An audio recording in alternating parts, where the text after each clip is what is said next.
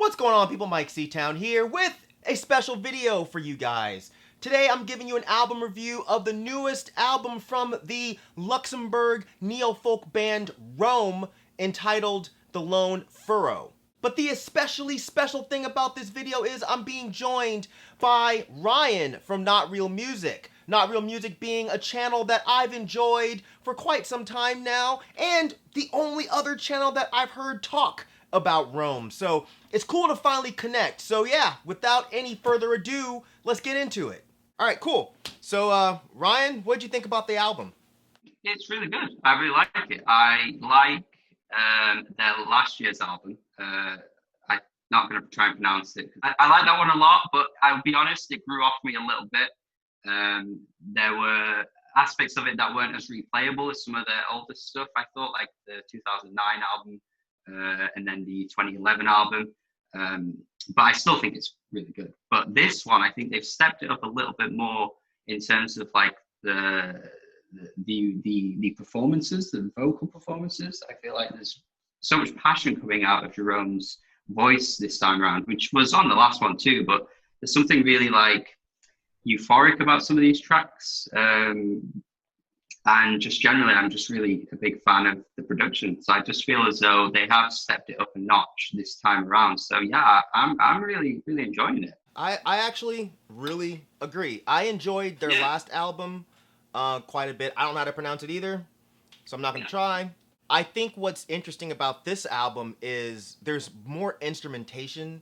Like, it sounds bigger, you know? And it's weird because typically I'm more of a fan of the more stripped back neo-folk stuff, but this one with the synth work and the extra it just sounds really good. And I agree with you. I think the vocal performances are actually a lot stronger than they have been before. I don't know why or what's happened between the last album and this one, but drum sounds a lot stronger, and even the features were good, because that was a weird thing. I don't know if that kind of bugged you out a little bit, but when I saw the list of features, I was like, why? That's bizarre. Yeah. No, I agree. I saw the names. I was just like, so many names, and a lot of them, to be honest, I didn't actually even recognize. But I was interested to see what exactly they incorporate into the tracks and stuff. But yeah, no, I agree. Like what you said there, like a lot of the tracks feel a lot fuller, I guess, a lot more grand, and Yeah, it definitely added a lot more to the songs, I feel. The song, I'm probably gonna butcher this name, but I think it's Tyriat Sig Tyrios. Yeah, I think Rome always has a way of starting their albums off really well. And this one was dark, it was complex, it was really epic sounding. And when it got to Octoon Baby, that's the one that I was like scared of listening to, because I wasn't sure if it was like a cover, and I didn't know how the hell the dude from Primordial was gonna fit, but I thought he fit really well. Like, I really liked the way that song progressed. I thought the riffs were really great. I thought Alan, he fit in really well, and that chorus was really catchy. Rome has such a way of making their brand of neo-folk really catchy, you know? Like, a lot of bands don't do that. they're generally interesting with their lyrics anyway, but I do try and like read into what they say, because sometimes it's difficult to tell. Like with their last album, I thought there were some like satirical moments and stuff, but sometimes I'm not gauging whether it is or it's actually real. But this one seemed like quite like there was a lot of like devotion to God on this one. Like, so he was saying on one of the lines where the beasts have the lion. It was like, And the birds have the eagle, like, yeah. so I found that really interesting. I don't know if you had any thoughts on what that might have been about. Birds have the eagle, the beasts have the lion. I shall be kneeling before that king of mine, right? Yeah. You know, I've never really thought too hard about what his spiritual stance is. I figure, usually these weird neo-folk dudes, they're all into, like, the many gods, and they're into paganism and this. So I just assumed that that's probably what he was referring to, but I don't know, man. You could be right. Who knows? When I typically read into Rome's lyrics, they're very poetic, they're very esoteric. So Yeah. sometimes it's a bit hard to glean an actual direct meaning from them. So yeah, I'm Sure. about to go back and re-listen and pay more attention and see if I'm getting what you're getting. The song "Angry Cup," which I think that's the one that has Nurgle on it. Um, that one was really good. Like the minimal percussion, I thought was done well. The vocal delivery had a lot of passion. The one thing I noticed about this album is it's really diverse as far as like it doesn't sound samey. Did you notice that too? Yeah, oh god, yeah, definitely, yeah, for sure. Um, what were some of your other favorite songs on here, like standout tracks? Yeah, I did. I love the Angry Cup. Like that chorus was the stompiness of it was so good to listen to. Like, and I actually as well. So on the verses, I don't know if you noticed this, but I sort of got like some Nick Cave and the Bad Seeds vibes on this one. I don't know if you felt the same, just with his vocals and then the instrumentation, just reminded me sort of like that earlier stuff, something you'd get maybe in like the early 90s. I've gotten that before with him because he has Yeah, that kind of deep baritone, and at certain yeah. moments he hits certain notes where it does definitely bring me to some Nick Cave, especially like you were saying, the older, kind of more impassioned Nick Cave, the kind of more Yeah. brooding and spooky Nick Cave. But yeah, I definitely feel Yeah. that. I was digging around too, and I found the translation for the Polish part in this track, and Oh, I wrote it down because the way it's written is crazy, and I couldn't even like process what any of it even meant, to be honest. So it says apparently, when I lift the cup from my lips, I recite the sacred words, death to my enemy. Let this woman wither, death to my enemy. Let this seed rot, cast a curse upon him. Let him die as a lonesome cripple. Death to my enemy. I raise the toast with the angry cup. I just couldn't take any of that. That's strong. I don't know. Yeah. I don't know. I don't know who his enemy is, but I wouldn't want to be him. That's I know. interesting. Some kind of like cult type stuff going on here, I think. Yeah, it was almost like a ritualistic type of feel that part gave. And I wonder why he chose to put that part not in Yeah. English. But that's the thing with Rome, like we were saying, like a lot of their lyrics, esoteric, it kind of just gets you kind of thinking, and then you're not entirely sure what really it fully means. So that's what I like about Rome, I think. How did you feel about the song Kali Yuga Uber Alleys? Because when I saw that track on there as well, I was like, that's weird and I don't know what he's going for. But when I listened to it and it's this like really militant kind of martial industrial song, I was like, whoa, this actually is super good. I thought the track was great. It was just so like devilish, like there's something really like spooky about it. I found really odd, but I thought it was great though. It sounded fantastic. What did you think of the lay of is it Iria? Aria? Iria. Has the pianos in it and the rain. It's a very moody track. That one was all right. There were some like those more piano tracks I wasn't as big on though. I must admit. What do you think? Were you the same or? That one I liked, but Yeah. typically when he tries to get a bit too pretty, it doesn't work for me. But for some reason that song worked. But I do agree with you. A lot of times when he does do the more piano focused tracks, I don't like them that much. I prefer his voice over either the stomping industrial or the acoustic guitar. For sure, for sure. One thing I mentioned before we started this, before we officially start the review, was something about how when you go to some like comment sections on YouTube on some of the videos, he's starting to get a bit of backlash and people starting to affiliate him with some like kind of like far right wing ideals with his lyrics. And that was one of the things I wanted to mention to you because I wasn't sure if you caught anything like that on any of his more recent stuff. I haven't, but to be honest, I already had it in my head that he was not some sort of fascist or someone that plays with fascism. I don't even know that he's ever explicitly said he was not. I guess ever since he did that Passage to Rhodesia album, I've just kind of assumed that he was more on the left side of things. Yeah, yeah. So the people that were talking about his lyrics leaning more towards right wing, did you get the feeling once you read what they were talking about? I think like with the last album, there were some moments that got me thinking that maybe it seemed that way, but I couldn't quite tell. When I heard about it with the last album, I asked a few people if they will, listen to the track, what do you think of this? And a few people did respond and say that it sounded quite like nationalist and very like, anti-immigrant type stuff. But I don't think that's what he's trying to go for. I think maybe if some of his lyrics are getting lost in translation, and that's why I was thinking of some of like the satirical stuff, maybe he's trying to poke at that idea.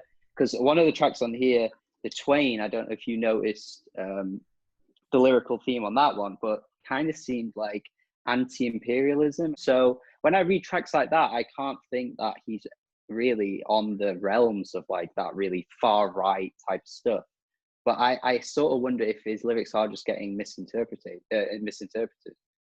I'm gonna go with that idea. I do think his lyrics are probably just getting misinterpreted. I think that when it comes to this type of music, Yeah. since it does have a fascist history, Yeah, or at yeah, least a history with bands that either are sympathetic or they're just like they just don't care either way. They're ambivalent towards it. yeah, Um, I get why people would then hear a modern neo folk band and just be like, I don't know. And then people are probably just reading into the lyrics in a way that he's not, he doesn't mean.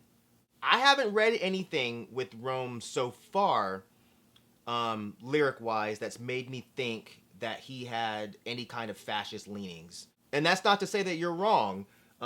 Maybe there were lyrics in the last album that came off as anti-immigrant. I just didn't notice them. So well, maybe. that's the thing. I didn't until people mentioned it, and I was like, Hmm. really? And then I looked back and I thought, oh, but then I couldn't tell if people were just reading them wrong. I caught some lyrics on this one where he says something about like Europe is falling apart. So I feel like he's trying to take that idea of people thinking that the West is the best, but actually there are aspects of it that aren't fully working and stuff like that. So he's poking fun at that narrative, I think. I don't know. I don't know. I hope that, unlike the other neo folk bands, I hope that if this stuff does start to get misconstrued and he does start to get this fascist label attacked to him, or this anti immigrant label, or this far right label attached to him, Yeah. hopefully he just comes out and says, like, hey, no, that's not what this is. Yeah, Because a lot of bands just won't do that. yeah. I So, mean, some people just don't want to explain their music to people, do they? Like, it's like I put it out there, and I'm not explaining it now. That's fine. yeah, this is one of those things where it's an interesting conversation when it comes to how we consume art, music. Yeah, A lot of times, I like you, I would rather just have it left up to interpretation, but I can yeah, also understand if the artist starts getting things misconstrued to the point where it's detrimental to either their career or them personally.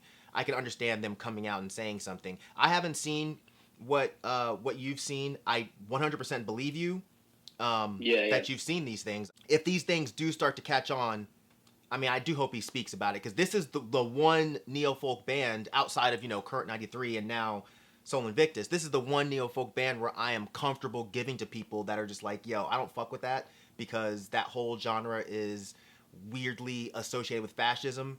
This has always been the band where I'm just like, nah, man, check this out. This dude's definitely not fascist.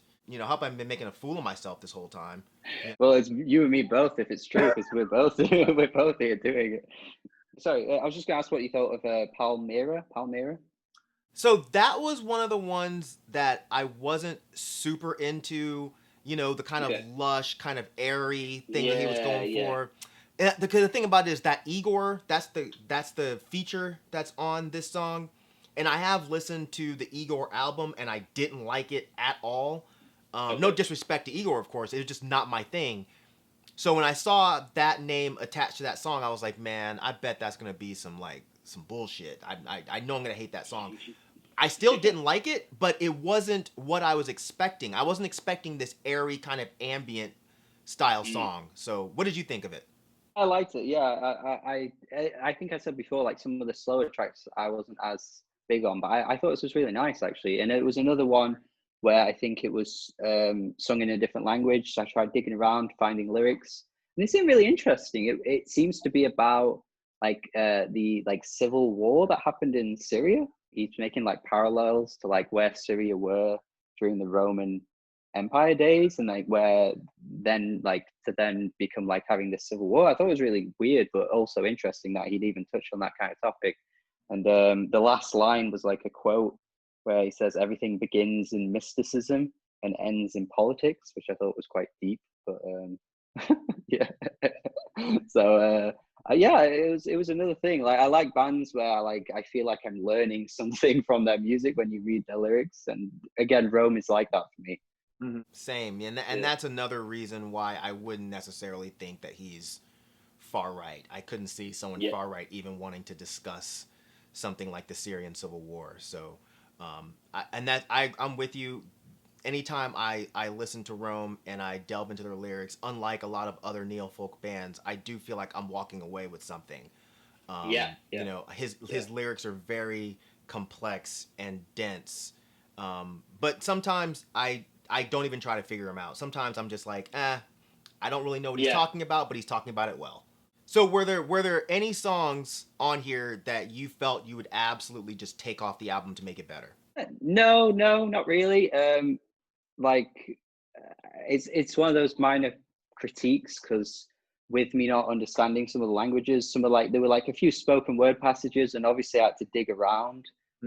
So it might have, you know, I'd maybe say maybe like try and incorporate them into the songs instead of having it as spoken word, but like it's not a problem. Like spoken word's fine, but I just thought maybe there's a few too many moments where that kind of like it was like the end of the song and then there'd be like a spoken word passage, but that's not really much of a criticism. So I agree with you on one hand. On the other hand, and the reason why, even though I wasn't a big fan of Palmyra, the reason I wouldn't take it off is because I think that this is, like I said earlier, one of his more diverse albums.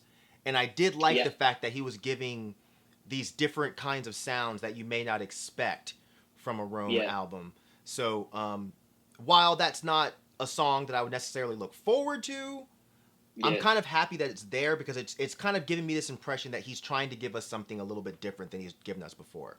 Which, you know, typically a Rome album, they're good, they're great, they're fantastic. They're not very different. You know, they all, except for Hyperion Machine was a bit, I guess, poppy if you want to go there. But they're pretty much along the same lines. You know what I mean? Yeah. And right now I'm feeling like this one is a little bit different, which I'm actually appreciating. Yeah, for sure. I think that's what struck me about it and made me think, actually, you know, I like the last album, but I feel like they've really improved upon a lot of the things from last year. And it's only been like a year since it came out, which is pretty impressive to say. Yeah, there's no songs on here where I was just like, man, this is stupid. Why is this here? Where I did kind of feel that way about Hyperion Machine, even though I did like it. There were a couple songs where I was like, this ain't it. This ain't the sound for you. And even with the last album, there might have been like one or two songs where I was just like, I'm not really digging this one. This album, I didn't feel that way. You know, the last album was more the stripped back kind of neo folk, so it kind of stuck to being a little samey. Whereas this one gave us more of a different feel for different parts of the album. So no, I thoroughly enjoyed this. There weren't any songs where I would take off. There weren't really many critiques. I do, like I said earlier, I do tend to prefer the stripped back sound, but I think the way Rome does this sound, it actually really works. The introduction of the keys and the more lush sounds, I think it works with his style of neo-folk. So if you had to give this a rating, what would you give it? I tend to do like 0.5s with my ratings. I'd probably go like a 7.5. I feel like by the end of the year, it could be one of those albums that actually it's, you know, it's like an 8, but you know, a number's a number at the end of the day. It doesn't really matter. I thoroughly, like you say, I thoroughly enjoyed it, and it could easily be one that sticks with me and makes like a year-end list. I could easily see it making a year-end list without a doubt. So yeah, that's where I'm at with it. Okay, cool. Well, yeah, I mean, I think I would agree with that. I don't normally do numbers, but if I had to force my brain to do a number, I would think, 7.5 to 8 is fair. You know, it's not a perfect album by any means, but it's definitely one of the better Rome albums. And yeah, I can see this being on my year-end list because when it first dropped, I really enjoyed it, but I've been finding myself enjoying it more and more the more I listen to it. So, yeah. Exactly the same, actually. Yeah, exactly the same. well, I want to thank you for because this was your idea, and it was a great idea. So I'm glad we did it. And if you want to let everyone know where to find you, I'll definitely drop all of your information down there in the description section. But if you want to say it out loud too, that would be good. Yeah, that's cool. Yeah, my name's NotRealMusic. You can find me on YouTube. I do videos quite often. Find me on Twitter as well, saying NotRealMusic. Anywhere, Instagram, all that kind of stuff. It's just all NotRealMusic. So if you wanna follow me on there, you guys, it's cool. Cool with me. Go for it. I'm so bad at self promo. I'm so bad at self promo. It's like, look, you know what? If you don't like me, you don't have to follow it. It's whatever. Once again, thank you to Ryan. If you haven't subscribed, make sure you do that. And hopefully you guys enjoyed this video. Drop some comments down there. Let me know what you guys thought of the album. And yeah, as usual, thank you for living, thank you for loving, thank you for being you. And I'll see you guys next time. All right? Peace out, boy.